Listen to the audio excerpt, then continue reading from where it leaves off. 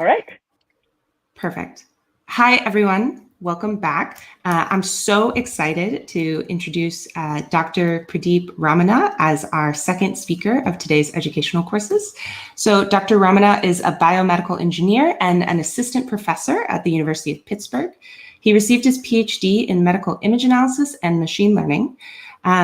He works as part of the Open Minds Lab, and he aims to solve high-impact biomedical challenges leveraging expertise in medical image analysis, signal processing, machine learning, biostatistics, and data science. He founded the Neuroimaging Quality Control Special Interest Group at the International Neuroinformatics Coordinating Facility and is always an advocate of open science and is dedicated to open source software and replicable science. And I'm so delighted that we have him here today in particular to provide us with a practical introduction to machine learning, what, how, and which. And with that, I'll turn it over to you, Dr. Raamana. Thank you. Okay, so hello, good morning, everyone. I can assure you this talk will not make you think about such fundamental questions for consciousness and awareness. It'll be probably easier to follow in that sense. So basically, a few goals of this talk are, hey, can you hear me okay, Elizabeth? Okay, there's a delay probably. Yeah, so a few goals of this talk are to basically understand what machine learning is at a very basic level. I want to make sure you can hear me because I have no other feedback. I can hear Yes, you. okay, good. Yeah, You we sound can hear okay. you. Yeah, okay, good. Yeah, great. It's kind of confusing to not to see the crowdcast window when I'm just on my slides. Anyway, so understand machine learning in a very basic sense in terms of predicting models and classification. Not the full diversity of the models, but just to get a sense of how it is used in a very common scenario, and understand the inner workings of support vector machines, one of the classic predictive modeling techniques that's actually very powerful, although its techniques are pretty simple inside, and how we measure the performance of such classification models such as support vector machines, and how we employ cross-validation to actually evaluate their performance in a generalizable way so we can actually make decisions in terms of which models to use and what to pick. And the best practices typically involved in this arena, especially when biomarkers are involved, right? Pretty simple. So to give you a one-line answer to what is machine learning for people who are totally new to this, in my opinion, it's basically giving the computers the ability to learn without actually explicitly programming them. When there is different levels of explicit programming, but the idea is you direct it at a problem and it learns what is important for a given task, right? For example, building algorithms to learn the existing patterns in data, and the most important part of what whether a technique is constituted as a machine learning technique is whether it's automatic or not. Okay, so simple things. We want to train, build computer algorithms to learn without being explicitly programmed automatically. That's the gist. So like some examples of machine learning techniques are basically handwriting recognition, for example, on postal envelopes, and also detecting spam in your email, or detecting faces in a photo, and to forecast weather, right?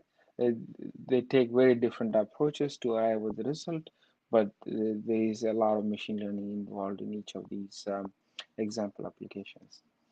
So one of the applications that I've been working on for a while is basically detecting brain disorders, for example, Alzheimer's disease.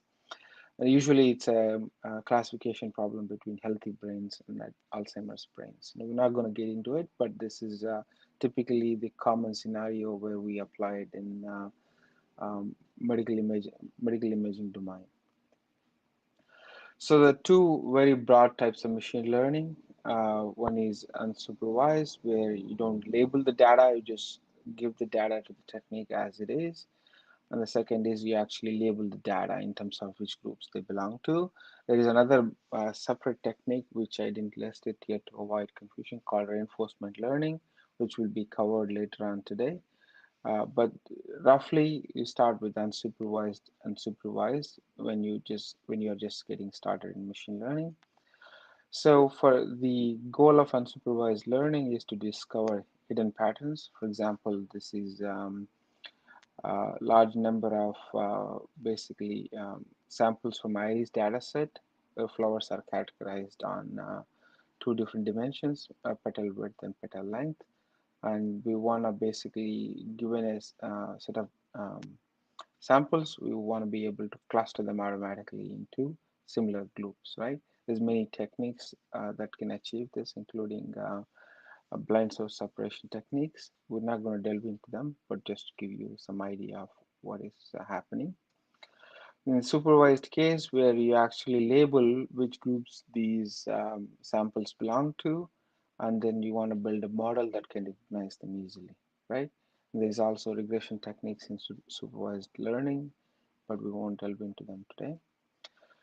So the number of ways one can achieve supervised learning, for example, with a linear classifier where the separation is just a line between two classes in a simple case. And you could have support vector machines where it's actually a fancier method for linear separation that is able to generalize better even in very difficult cases. And the third class is basically a decision tree. Instead of you can actually incorporate domain knowledge into this a lot more easily compared to, let's say, support vector machines. So like I mentioned, we're just going to focus on classification today.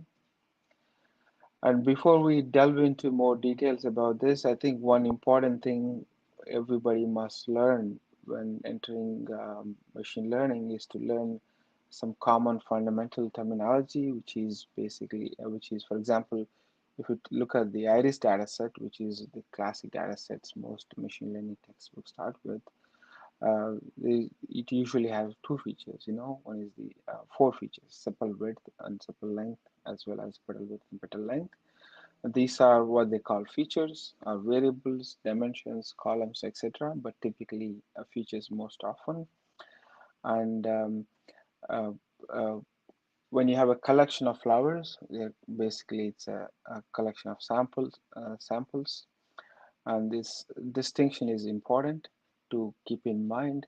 And these are usually presented in the form of a table or a data set, which is referred to by capital X when you read the papers into their mathematics deriving optimization techniques or how they use it, right?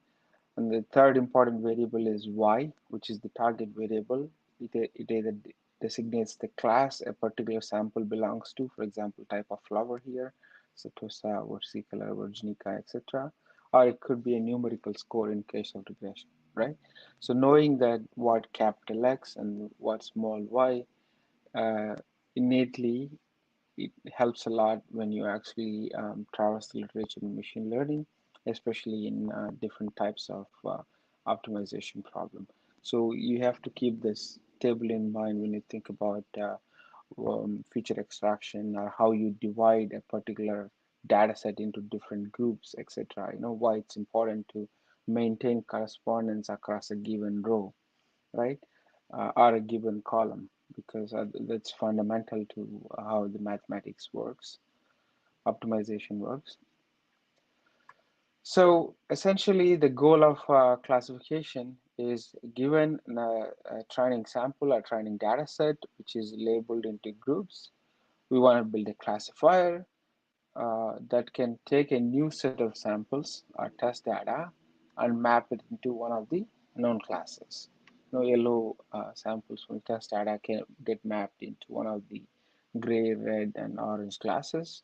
That is it. That's the goal of a classification model. You optimize the classifier on the training data set in the hope that the performance on the test set is maximal, right? So as an example, like I mentioned, support vector is one of the most popular classification techniques, especially for binary classifications when there are only two groups. Um, so for example, there could be these blue and red groups in 2 dimensions here, x1 and x2, which are the features.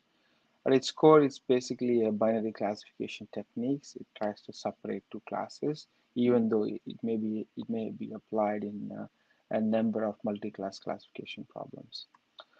So basically, it's when I say linear, the underlying decisions boundary is linear, right? It's a line in 2D space or a hyperplane in n-dimensional space. We don't visualize that here, but that's what it is. So its power lies in finding boundary between these classes, even when they are difficult to separate, right? Because of the way the decision boundary is constructed, right? So essentially, we start with two groups, and it tries to find, it draws a line to start initially to start with, and computes the separation between the two groups, and tries to find a better line that separates them, and slowly optimizes towards the one that can separate the most samples as well as with most gap between the two classes are called margin, right? That's what it is. The whole optimization technique lies in trying to find that decision boundary that minimizes the misclassification of the samples as well as maximizes the margin, right? Those closest to the decision boundary are called support vectors, and essentially, when problem gets harder, for example, there is no a linear way to separate the two samples. What the technique tries to do is to basically tries to minimize the error because they are impossible to separate, right? So one of the decision boundaries could be this or this, and basically it's a trade-off between which bound trade-off between misclassification error and margin, right? You want to reduce the error as well as maximize the margin, but different depending on different applications, you may want to choose different levels on these two parameters, right? So this is usually controlled by a parameter called C. It's called penalty for misclassification. It's a ratio, and generally people try different values for C until they arrive at something they are satisfied with, and each application has a different trade-off. So sometimes it's impossible to find a linear boundary because you can't separate them at all. For example, there is no linear way to separate these two classes, red and blue here. So no matter where you draw, there is always a lot of misclassification. So in order to improve the performance, what they do is basically transform this linear problem, for example, based on one feature, into an even higher dimensional problem with transformed features. For example, in this case, a square of the feature, and that actually helps separate them in a higher dimensional space, right? Now they are linearly separable. So this trick, basically, by turning a linear problem into a nonlinear problem in a high dimensional space, we're able to improve separation and hence the performance, right? This is basically what is called the kernel trick. It's a wonderful trick that can actually help uh, solve a lot of problems because you can tune this particular kernel for your own problem, um, and there are a large number of diverse problems out there in the real world. So like I mentioned, there's much fancier kernels exists, and then you can also tune them to your own particular problem. What looks like, oh my God, how can I separate this? It becomes clearly separable with the right choice of kernel and distance metrics. So essentially, it's a linear classifier at its core. which tries to find a boundary with maximum margin, and you can transform the data to higher dimensions to achieve better separation, right? This is to just to give you an idea of what happens in these complex, seemingly magical techniques, right? Many of the other techniques have similar series of tricks to uh, get to an useful model, even in very complex problems. So how do we evaluate whether the classifier, how well the classifier works? Essentially, like I mentioned, you train it, you input the data with input the data that the classifier hasn't seen with known labels, make predictions, and using the ground truth, you compute how often the prediction matches the ground truth. Really, it's that simple in classification. In a more visual sense, for example, this is the ground truth for test data, red and blue, and these are the predictions from a classifier such as SVM, and you can see some are misclassified into the other groups, and you simply compute the percentage when the prediction matches the ground truth. It's that simple. And you can also, this visualization helps also with regression too, in a way. Instead of taking a Boolean operation here, equal to, we actually compute the difference and then median deviation, basically, right? So to do that properly, so it becomes an estimate of generalizable performance, we use a technique called cross-validation. And oh, um, basically, in this section of the talk, I'll try to explain what is cross-validation. Using only a sample or data set you have, how can we actually use it to make best estimates for the performance, how to perform it correctly, and what are the different effects of choices you make in these cross-validation schemes, right? So to understand why we need cross-validation, we need to understand an important concept called generalizability, right? So essentially, the problem is you often only have limited data, which is what you call available data or sample. In statistical literature, you can see some blue and red samples here. And to give you a more physical picture, imagine they come from the western part of the United States, right? But the goal is to learn something useful from this data, build a machine learning model that works not just for the sample in the western US, but also on the entire population on unseen data, right? That's what I mean by generalizability, right? And typically, you often never have the complete sample. You're only given limited, not just given, but you only have access to a limited sample, and you want to build something and make your choices during this optimization exercise. So the performance on the entire population unseen data is maximized, not just on the training data, right? So often also referred to as out of sample predictions, and the basic goal is to generalize, or in other words, to avoid overfitting to the data set you have, you know. So to do that, essentially, we need this technique called cross-validation. It helps quantify the generalizability, right? So I don't think this animation works. Basically, the idea is you take the available sample and split it into different parts. For example, in a physical sense, it could be different states in the US, provinces in Canada, right? And it is a little animation that goes through all the states here, but it's not working now. Idea is you start with one state as a held out evaluation or test set and train on the rest, and you repeat the process, right?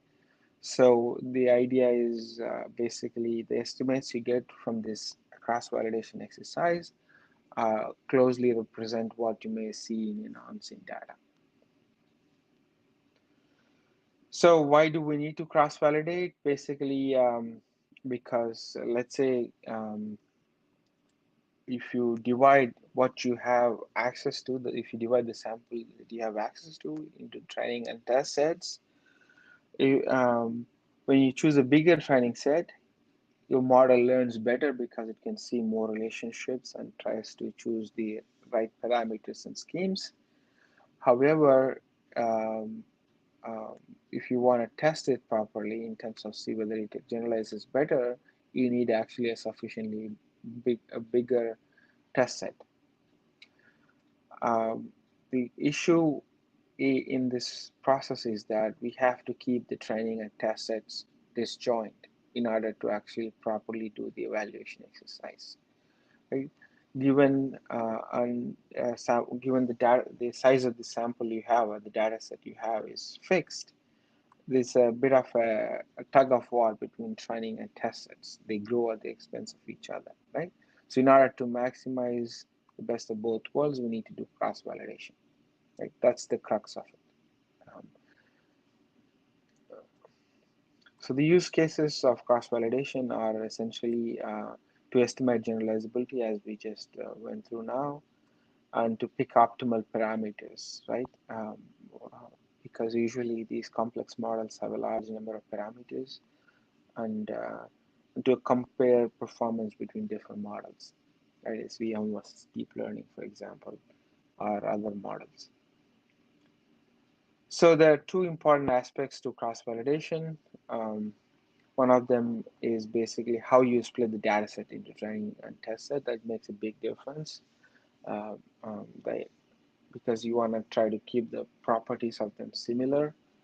Um, uh, to maximize the evaluation as well as its generalizability into the real world. And more importantly, you want to make sure they are actually independent. So the test is an useful exercise in measuring generalizability. You know? And this split could be in terms of samples. Remember the table I started with. It could be like, for example, healthy versus disease, right? Or over time in for functional fMRI data, it could be another relevant dimension depending on particular application, right? So in functional fMRI, a stimulus could be cats or chairs, or it could be any number of things, right? But a split has to be appropriate for the particular application, and how often you repeat these splits, right? Because you need to repeat it a large number of times so that the model gets exposed to the full variability and variance in the data set, right? Otherwise, the performance evaluations you may have done may be an artifact of just a few splits, which could be too easy or too hard and don't really represent the real world changes. Hence, it's strongly recommended that we repeat this process as many times as you can in terms of time as well as computing resources available. For example, 100 is a good number. Um, so another important term in this exercise is something called reporting set. It's actually a new term I made up to reduce ambiguity. I'll explain this later in a few slides. Essentially, when you start with a fixed sample, you have a training set, right? We can use that to evaluate the goodness of fit of the model that we're using. For example, it could be SVM or CNN. And because we used it to train the model, the choices we made are biased towards this particular set. To check whether they are working and how well they are working, you need another set, and then you repeat this process, right? As you optimize the parameters based on this training and tuning split, and it's actually a typo, it should be called bias towards the tuning set. So this second split you see here is used to basically optimize the parameters, and because they are biased towards the particular split, you need another external split to evaluate this performance of these optimal parameters themselves, okay? Which is where the third split called reporting set comes in. Essentially, the idea is you evaluate the generalizable performance of these optimal parameters coming from internal cross validation, right? Then whatever performance you report on this reporting set is independent of these training and tuning sets. Okay, so let's say if you start with just one sample called the whole data set, typically there is an inner loop that goes through a small split of this data set to try pick optimal parameters, and there is an outer loop to capture uh, the estimated generalizable performance of these optimal parameters under each iteration of this inner loop, right? This diagram is also as important as the table I mentioned, capital X and Y. So this is usually also referred to as the nested cross validation, which you probably see a lot when reading the machine learning literature. So typically when they talk about my model is, let's say, 83%, what they're referring to is the median performance coming from the reporting set, assuming that they have implemented everything else correctly. And I'll get into some details on how people cheat later on. But this is what you need to keep in mind. The numbers you see in the abstract are performance final results tables is coming from the reporting set, but there is a lot of optimization going on before the numbers are captured for reporting. Okay, so just to clarify some ambiguities that exist in the literature, usually this is in older machine learning textbooks, not older, I mean even current machine learning textbooks. These three splits are referred to as training, test, validation, or training, validation, and test, depending on whether you come from computer vision domain or biostats domain. And there's people it can get really confusing, which is why I started using this training, tuning, and reporting terminology starting this summer, and I actually highly encourage you use them too. The purpose of these three sets is, like we just seen, the training set helps learn the core parameters of the model, and the tuning set helps learn the hyperparameters. The distinction could vary between core and hyperparameters. It could be, like I said, weights in support learning, support vector machine versus the capital C, which is the trade-off between misclassification error and margin. And it could be choices between learning rate and basic weights in CNN, for example, right? So it changes depending on application, but know that there are two sets of parameters, core parameters and hyperparameters. These two splits help choose optimal parameters for them. And you need the test split called the reporting set to evaluate and report the performance of fully optimized predictive model, classifier or regressor or whatever. So what you cannot use these splits for example, you can't use the training error as a reporting error for obvious reasons, because that'll be cheating and overfitting, and you can't do feature selection or anything supervised on the tuning set. And we should never actually touch the reporting set in any form at all to train or optimize the classifier, right? The second column is actually very important. Like I mentioned, there are alternative names, but I highly, highly encourage you to use these three that actually are unambiguous and reduce confusion. You know. So yeah, how do we actually do it? Now we know what cross validation is, how it is done. There is multiple ways to actually implement it. One of the popular ways is called the K-fold cross validation, uh, which takes the given data set. For example, it's a set of blue samples here, and divides it into K folds or K bins, bags, or whatever you want to call them. The idea is you can each one of these folds or bins as a test set.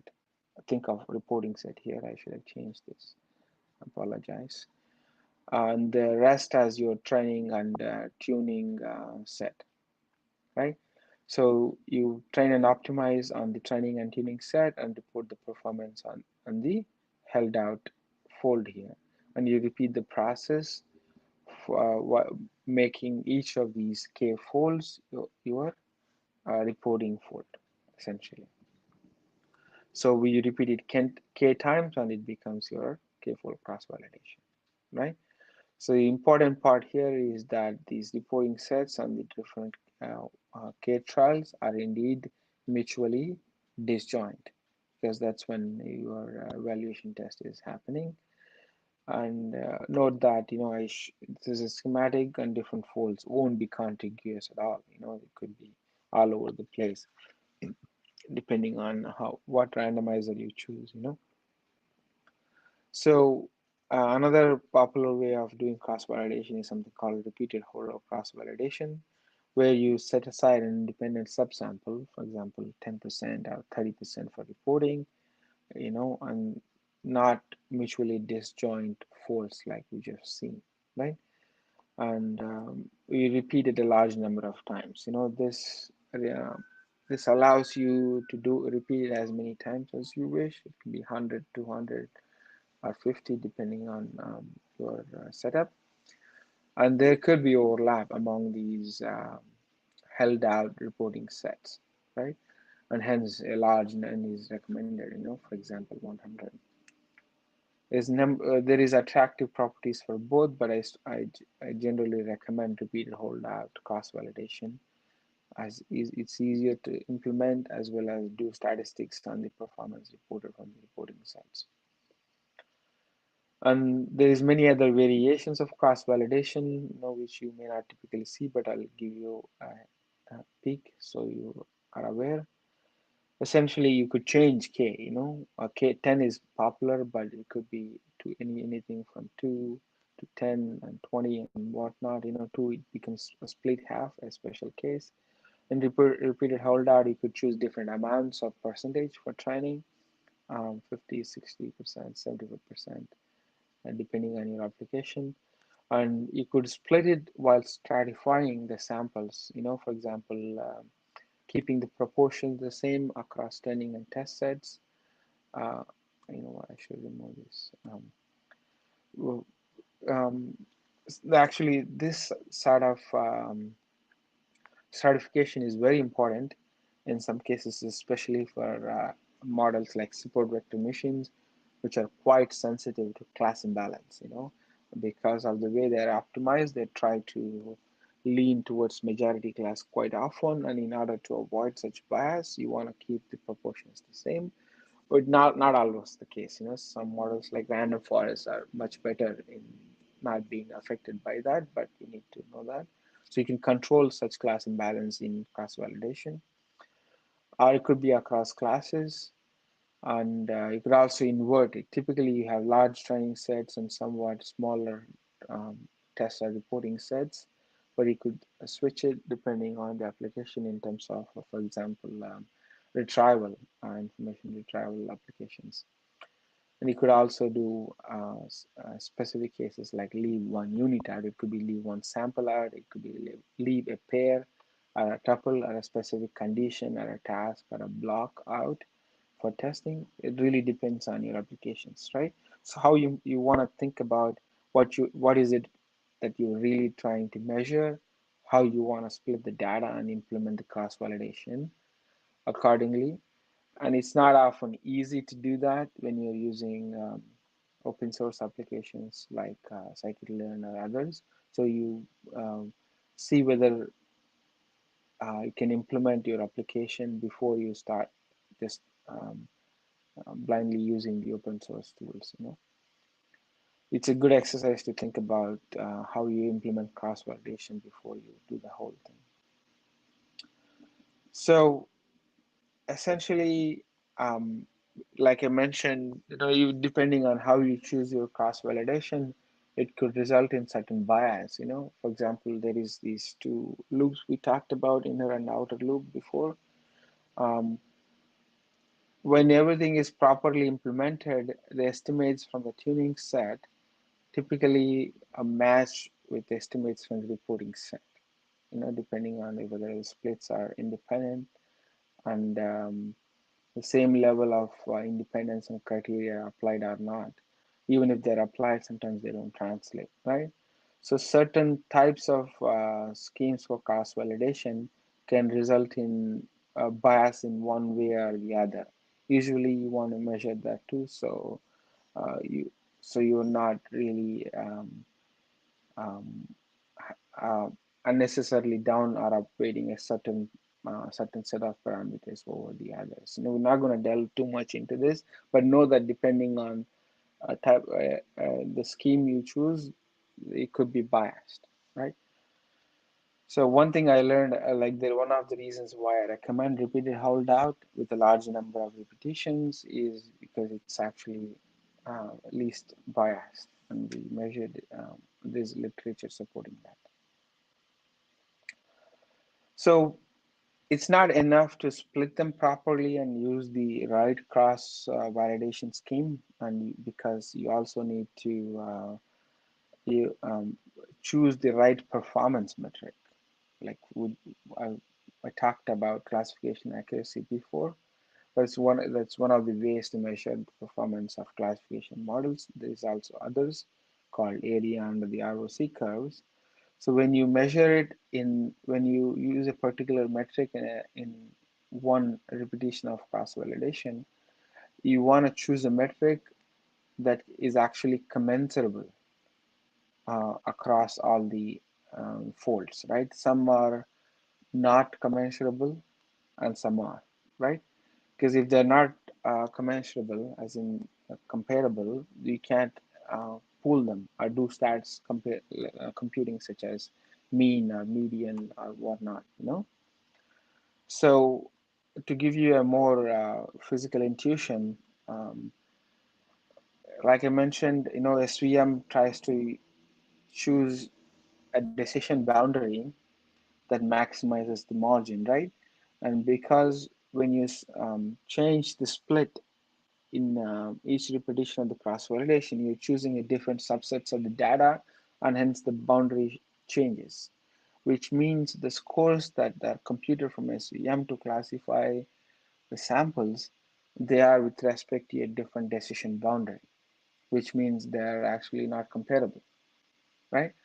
So you can't use them, for example, to build a ROC curve. I didn't explain what that is, but it's an important concept in classification, to understand where it makes mistakes and what operating points you want to choose. But know this, that because you choose the scores from different boundaries, you can't simply pull them together across folds.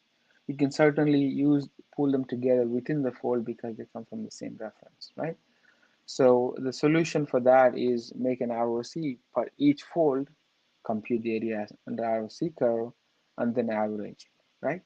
So I'm happy to answer what ROC is, AUC is later on, but keep this in mind that we can just blindly pull together measures from different folds. Okay? So some metrics are commensurable. For example, accuracy, because it has no such reference. It's just a percentage value.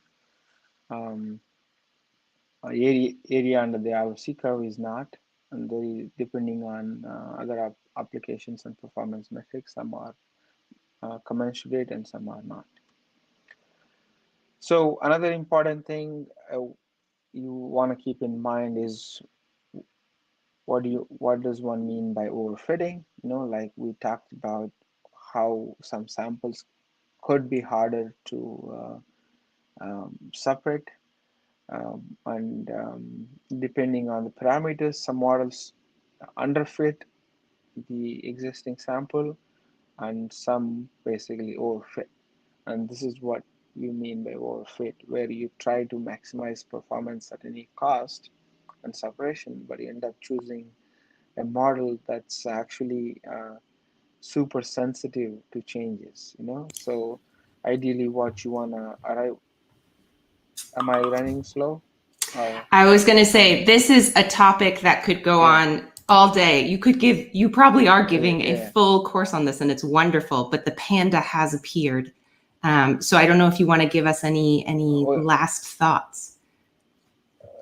Okay, hold on. Panda has appeared. Okay. Yeah, so before I go, essentially, can you still see my screen? Yes. Yeah. We can see it in presenter mode. Okay. Yeah. So yeah, maybe I'll share the screen. Basically, as you can see, there is a lot of important choices that one needs to make. There's actually many easy ways to introduce bias into this model, because our system is actually incentivizes maximum performance so much that people hack and cheat to get papers published. So keep that in mind when you read and evaluate.